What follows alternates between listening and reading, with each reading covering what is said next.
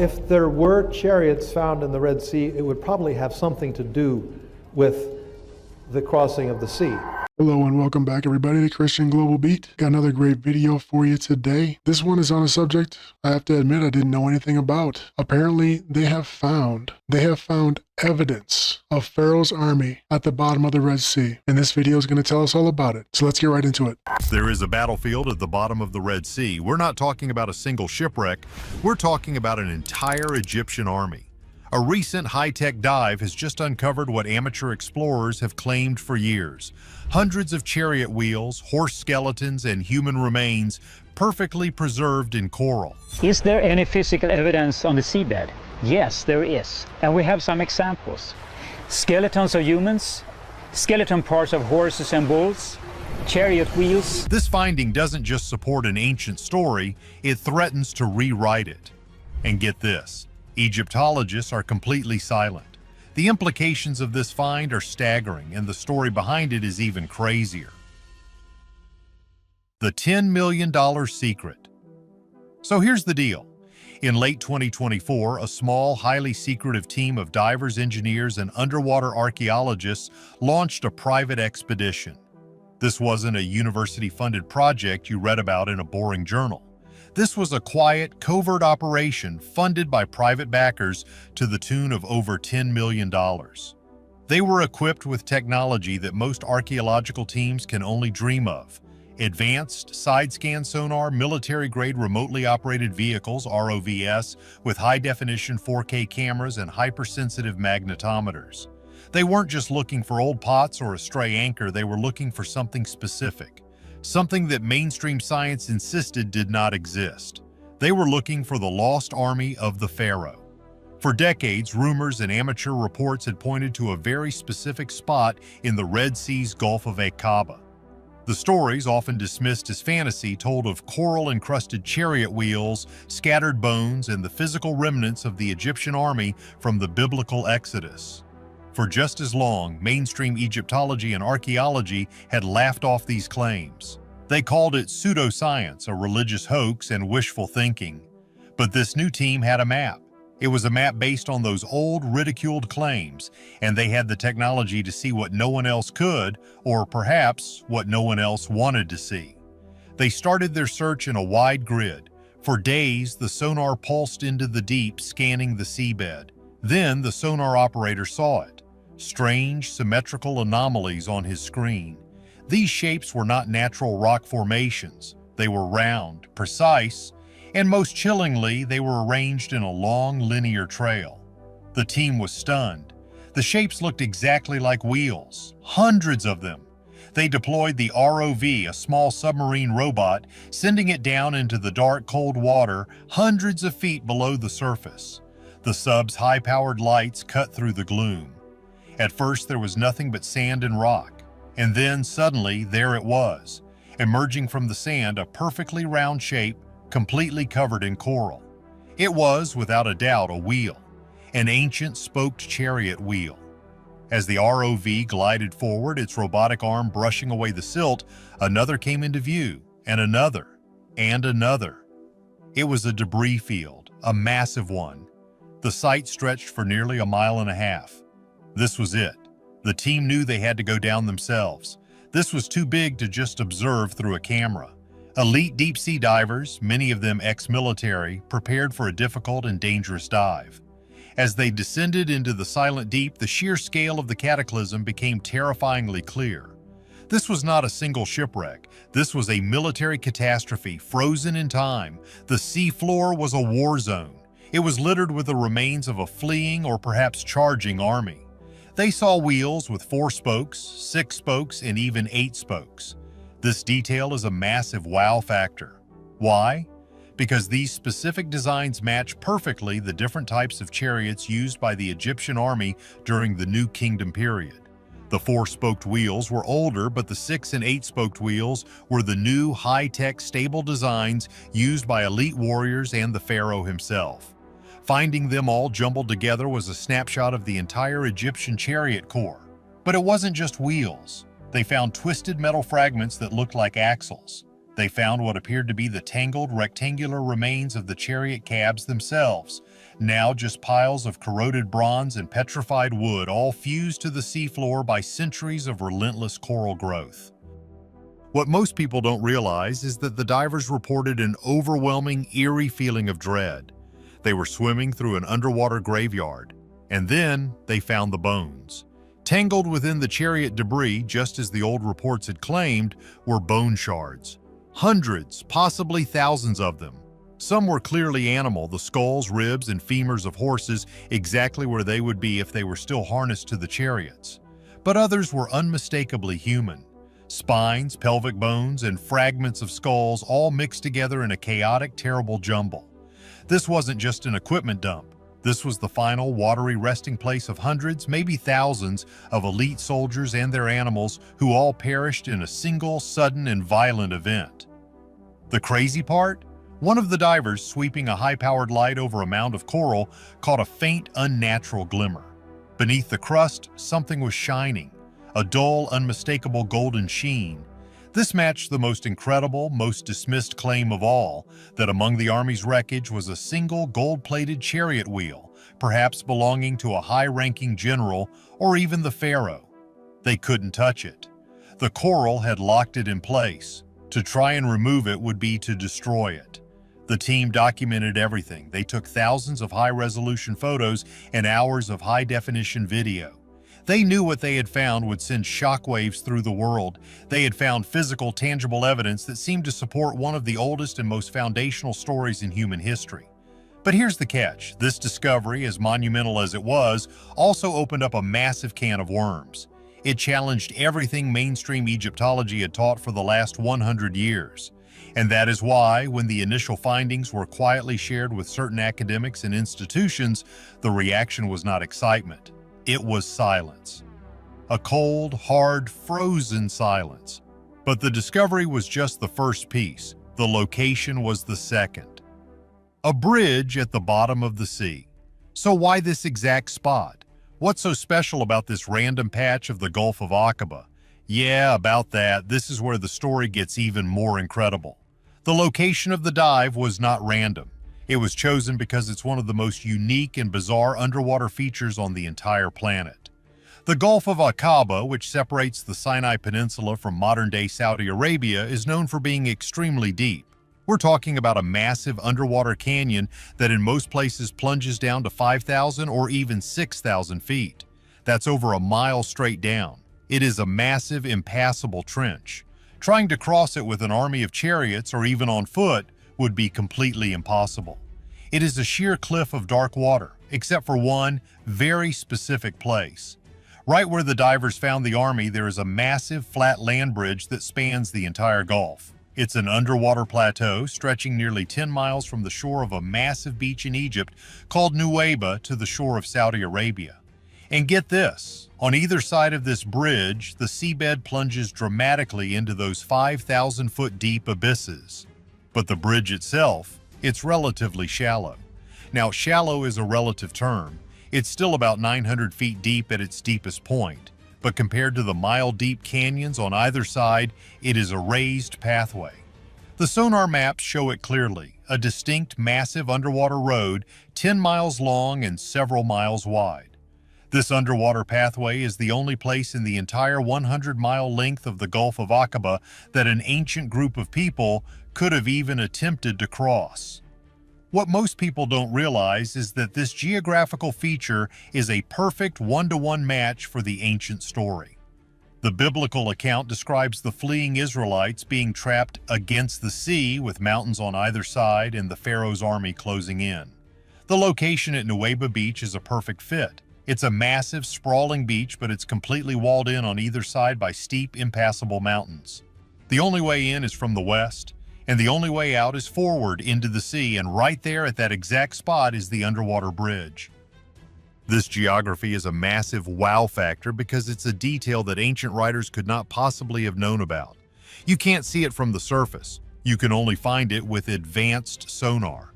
Yet the story they told points directly to this one-of-a-kind location. The geography itself acts as a massive silent piece of evidence, suggesting that something historic and catastrophic happened right here. A corridor can also be a trap. The linear distribution of the artifacts, the mile-and-a-half-long trail of wheels and bones, follows the path of this submerged bridge. It looks exactly like a group that was caught in the middle of the passage. This location also explains why the artifacts are still there. The 900-foot depth protected them from storms, ship anchors, and looters for millennia. And the unique currents created by the deep canyons on either side have trapped silt and sediment on the plateau. This sediment slowly buried the artifacts, and of course the warm, clear water is perfect for coral growth. The coral has acted like a natural concrete. It grew on the hard, solid surfaces of the chariots, the wood, the bronze, the leather. Over thousands of years, the wood rotted away and the metal corroded, but the coral held its shape. Sorry to interrupt here, guys. Have you heard about this? Like I said earlier, I had never heard it that there was actual evidence like this at the bottom of the Red Sea land bridge, or the bridge that's there. But let me know. What do you guys think of all this? Let me know in the comments. The divers weren't just finding wheels, they were finding wheel-shaped coral. They are essentially fossils of chariots. Without this specific geography and biology, any remnants would have been scattered and dissolved into nothing centuries ago. This land bridge, this perfect crossing, also explains the scale of the find. An entire army with hundreds of chariots, horses, and soldiers forced into this narrow 10-mile bottleneck would be completely and totally vulnerable. When the disaster struck, there was no escape. They couldn't go left. They couldn't go right. They were trapped. This tragic bottleneck explains the massive concentration of artifacts. It's a silent underwater testament to a cataclysmic event. The fact that this terrain is so unique also helps debunk one of the main skeptical arguments. Critics often say, oh, it's just a random shipwreck. But here's the deal. This isn't a shipwreck. It's hundreds of military chariots, all from the same time period, all found in a linear path on the only plausible land crossing in the entire Gulf. That's not a coincidence. That's a scene. This unique path wasn't found by accident. One man claimed it was there all along. The vindication of a madman? This entire incredible story, the secret expedition, the sonar maps, the frozen Egyptologists, it all goes back to one man. A man who was not a professor, not a famous archaeologist, and not part of the academic elite. His name was Ron Wyatt. And for decades, the entire world thought he was a complete crank. So here's the deal with Ron Wyatt. He was a nurse anesthetist from Tennessee. He was also a passionate, deeply religious, self-taught biblical adventurer. Driven by an unshakable, literal belief that the stories in the Bible were physical, locatable history, he spent his life and his own money trying to find the physical proof. He was the definition of an amateur, an outsider. And that's putting it lightly. In the 1970s, Wyatt became obsessed with finding the true Red Sea crossing. He dismissed the traditional Reed Sea theories, small, marshy lakes in northern Egypt. He followed the biblical clues, which he believed pointed to a massive body of water deep enough to drown an army. His search led him to the Gulf of Aqaba, and specifically to the massive mountain-locked beach of Nuweiba. He reasoned with simple logic that if this was the spot where the Israelites were trapped, then this must be the spot where the sea parted. And if that was true, then the remains of Pharaoh's army must be at the bottom of the Gulf, right on that underwater land bridge. So in 1978, armed with basic scuba gear, a small boat, and a lot of faith, he did something no one else had bothered to do. He dived down. What he claimed to find was exactly what the new $10 million expedition just verified. He reported seeing coral-encrusted chariot wheels. He even claimed to have recovered a hub from one.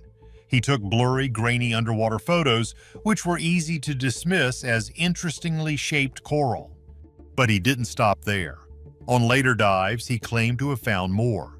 He reported finding human bones and horse bones, all mixed in with the chariot parts. And he made his most explosive claim of all. He said he had found and filmed the legendary golden chariot wheel gleaming faintly beneath the coral. When Ron Wyatt presented his findings, the academic world didn't just ignore him. They ridiculed him. They tore him apart. He was labeled a fraud, a pseudoscience peddler, and a religious zealot who was just seeing what he wanted to see. Egyptologists and archaeologists were frozen in a state of complete and total dismissal. And get this, Wyatt's other claims made him an even bigger target. He also claimed to have found Noah's Ark, the true location of Mount Sinai in Saudi Arabia right across from Nuweiba, the ashes of the red heifer, and even most fantastically the Ark of the Covenant, hidden in a cave under Jerusalem. To the mainstream scientific community, this wasn't research. It was a fantasy-fueled treasure hunt. His Red Sea claims were thrown out along with everything else. For over 40 years, the site was dismissed as a myth, a conspiracy, and nothing but coral and wishful thinking. But here's the catch. Ron Wyatt passed away in 1999, his claims still almost universally mocked. But he left behind his research, he left his maps, he left the exact coordinates of the underwater land bridge and the debris field he had found. The secret high-tech expedition in 2024?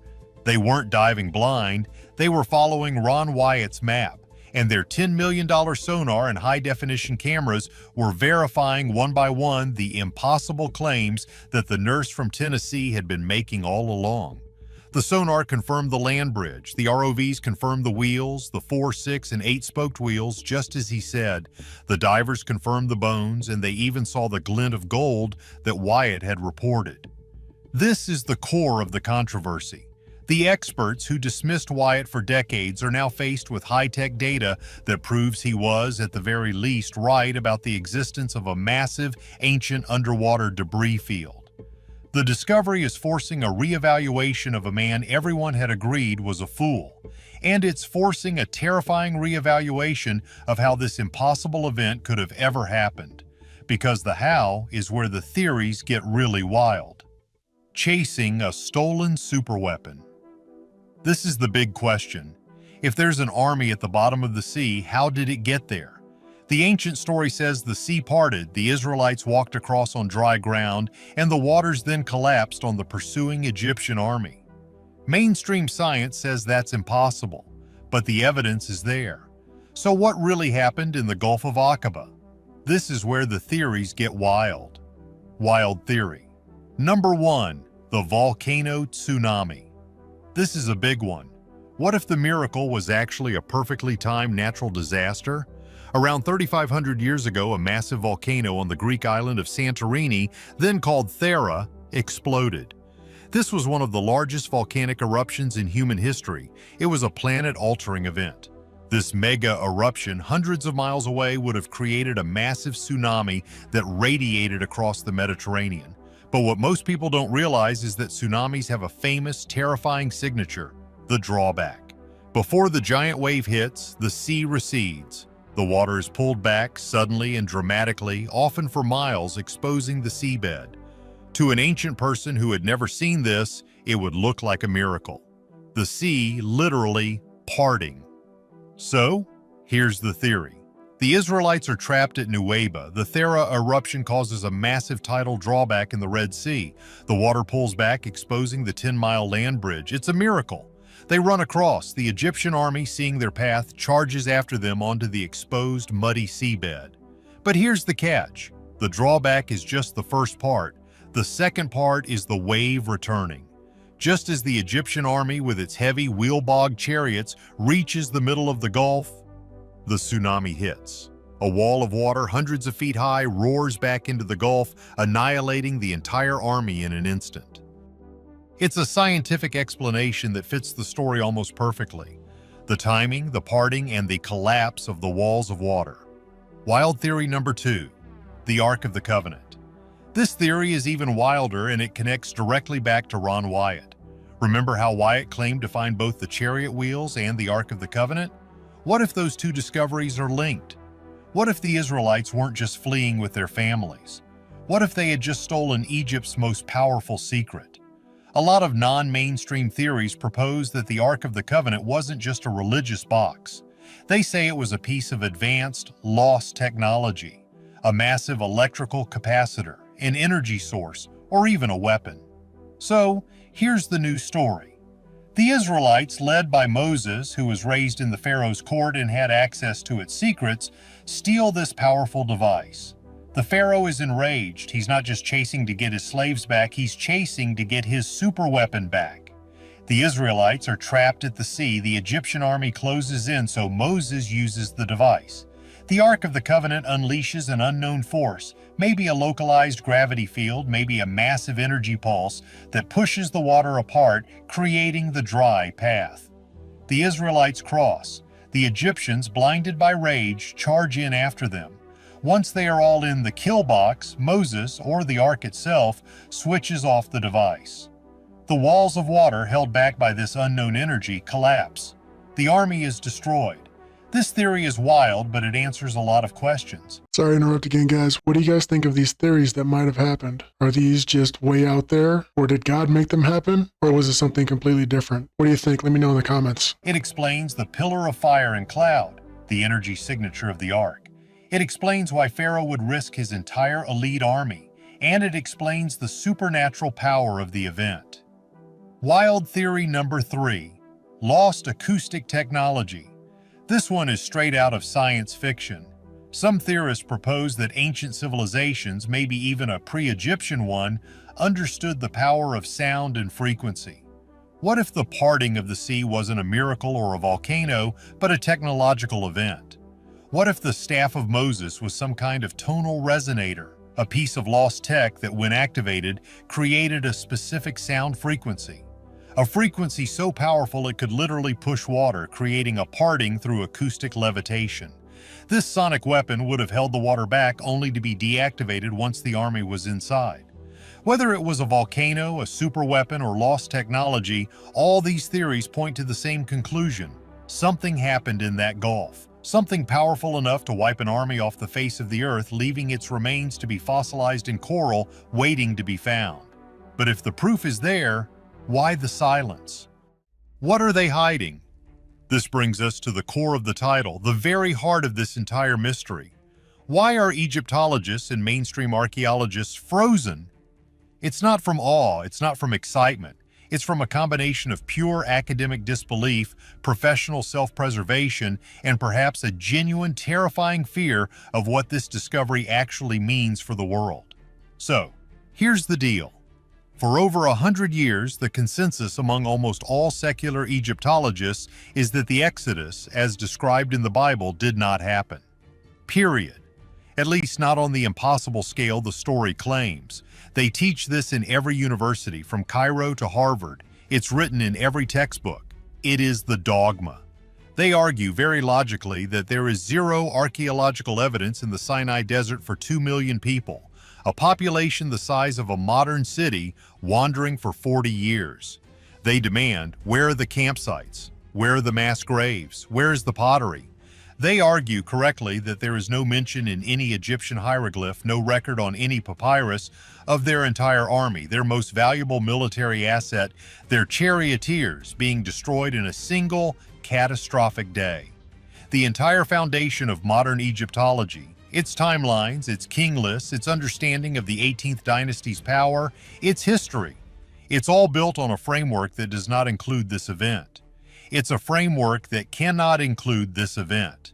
To them, it's a myth. A powerful story of cultural foundation, but a myth nonetheless. Now suddenly, a team of divers following the map of a man, Ron Wyatt, who everyone in the serious academic world dismissed as a crank, a charlatan, a religious dreamer, they find a massive underwater debris field. A field that doesn't just hint at the story, it matches it perfectly. We're not talking about 1 or 2 broken pots, we're talking about hundreds of chariots. We're talking about wheels, axles, and cabinets scattered across the seafloor. And not just any chariots. The specific 6-spoke and 8-spoke designs used only by the Egyptian army of the 18th dynasty. The exact right time period.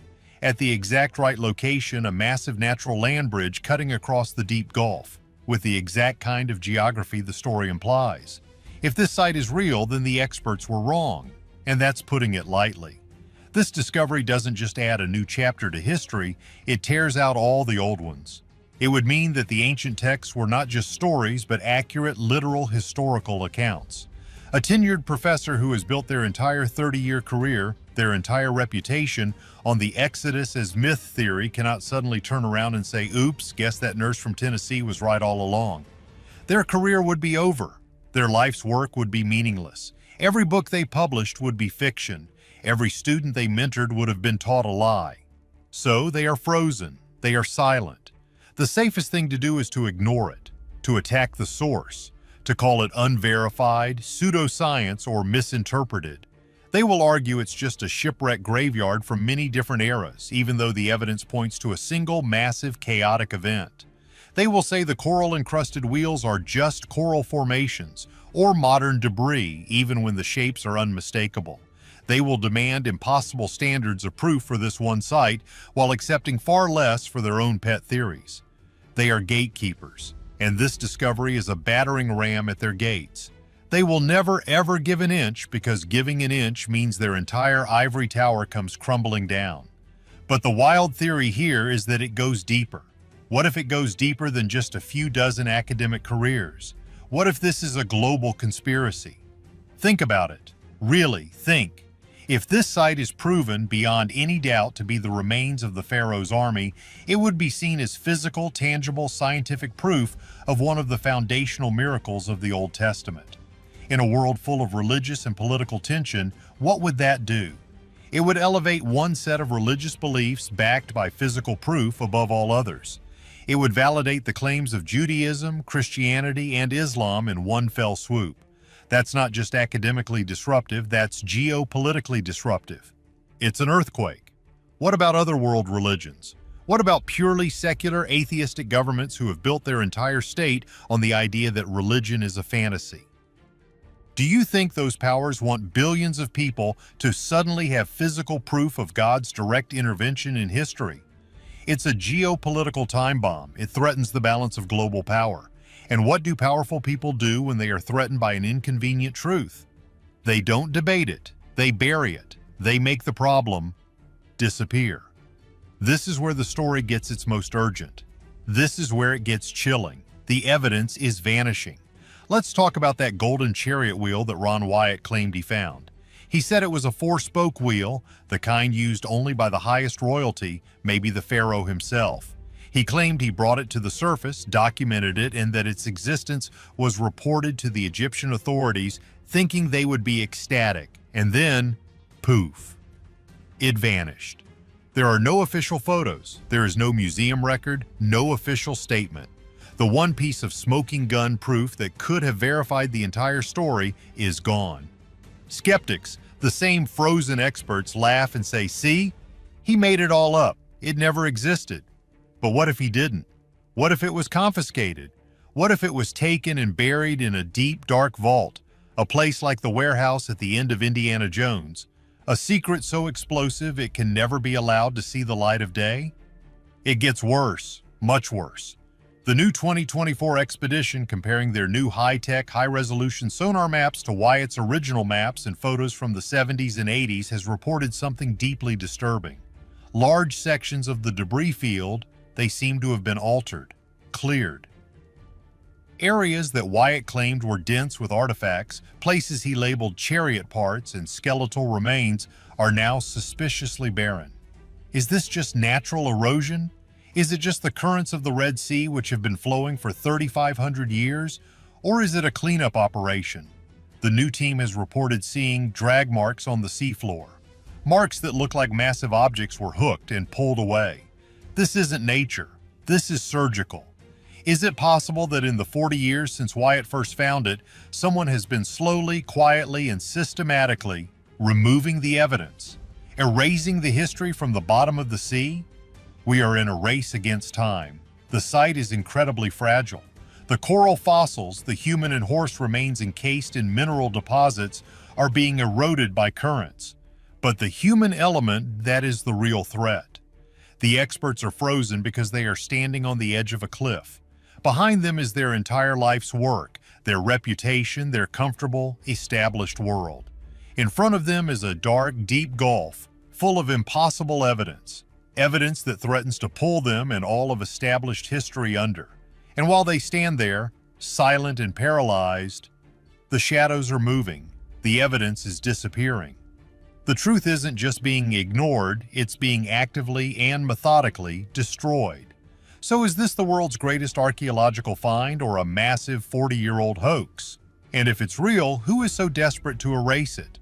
Let us know what you think in the comments. All right, guys, we'll stop it right there. I think it's a great point that they bring up, that there's so much for the people who are against the Bible to lose if people understand that there is this evidence and that this evidence will make God real to many, many, many people. I mean, have you seen this in the news? Have you heard about this before? I don't know exactly when Ron White found this, but it's been decades since he's died. So this information's been around for a long, long time. The one thing that I can take away, though, is I know that God is doing everything to his own benefit. Anything anyone does or any entities do to try to take away the evidence or hide the evidence, God will be sure to make sure to turn that around and use it for his glory. So I just want to thank Ron White and this other expedition for bringing us this evidence, bringing us this proof. And I want to pray that it opens people's eyes and brings them directly to the open and loving arms of our Lord and Savior Jesus Christ. In the mighty name of Jesus Christ, amen.